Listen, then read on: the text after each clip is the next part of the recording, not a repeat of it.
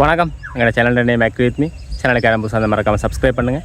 நாங்கள் என்ன பார்க்க போகிறோம்னா பாகல் செய்யில் வந்து 52 நாள் பாகல் செய்ய தருவா பார்க்க போகிறோம். இந்த 52 நாளில் எங்களுக்கு என்னென்ன பிரச்சனைகள் வந்திருக்கு, நாங்கள் என்னென்ன செய்யணுமென்றதை இந்த வீடியோவில் பார்க்கலாம்.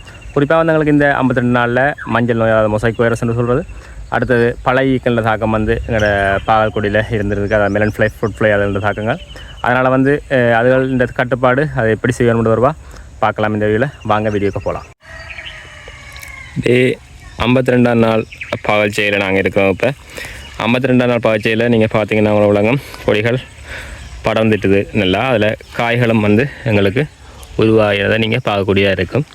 இந்த 52 நாளில் நாங்கள் முதலே சொன்ன மாதிரி தான் இந்த செய்ய வேண்டிய வேலை வந்து இந்த கீழே வந்து நாங்கள் இந்த இலைகளை வெட்டி விடுவோம். கீழே வந்து இலைகளை வெட்டுறதால வந்து எங்களுக்கு மேலே வந்து கொடிகள் வந்து சிறப்பான முறையில் வந்து விரிவடையும். அங்கே விளைச்சலும் வந்து எங்களுக்கு மேல் கிளைகளில் வந்து அதிகமாக கிடைக்கக்கூடியதாக இருக்கும். இதில் நோய் கொடைகளை பற்றி நாங்கள் போன வாரம் பார்த்து நாங்கள் சிறுபோகத்தில் வந்து அதிகளவான இந்த பூசணி குடும்பத்தாரங்களுக்கு இந்த மஞ்சள் நோய் என்று சொல்கிறோம், ஜெலோ மொசைக் வைரஸ் என்று சொல்லுவோம்.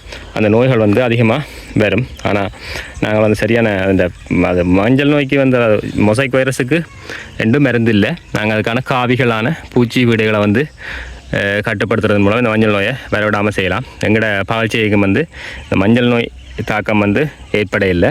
ஆரம்பத்தில் 2 கன்றுகளுக்கு ஏற்பட்டிருந்தது. நாங்கள் அதை முதலே சொன்ன மாதிரி அதை வெட்டி அகற்றி இருந்த நாங்கள் அதுக்கு பிறகு நாங்கள் பூச்சி மருந்து விசிறி பூச்சிகளை கட்டுப்படுத்துறதன் மூலம் நாங்கள் அந்த மஞ்சள் நோயை வந்து கட்டுப்படுத்தக்கூடியதாக காணப்பட்டது.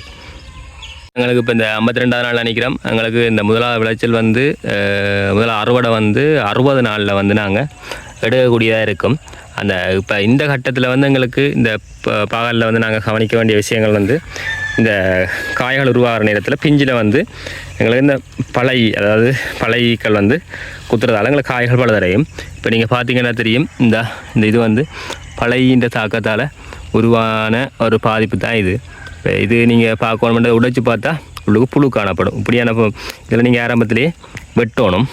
இப்போ பார்த்தீங்கன்னா தெரியும்,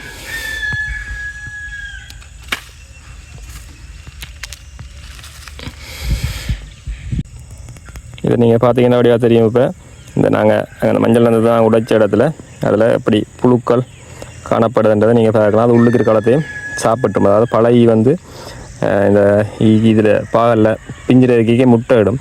அப்படி முட்டை இடைக்குள்ளே உள்ளுக்கு புழுக்கள் உருவாகி இப்படியான சிம்டம்ஸ் உள்ளே இருக்குது. நீங்கள் உடைச்சி பார்த்தீங்கன்னா உங்களுக்கு தெரியக்கூடியதாக இருக்கும். அதை நாங்கள் கட்டுப்படுத்தணும். இல்லாட்டி இதுவும் வந்து எங்களுக்கு பாரிய ஒரு நட்டத்தை ஏற்படுத்துகிற ஒரு பீடையாக காணப்பட போகுது.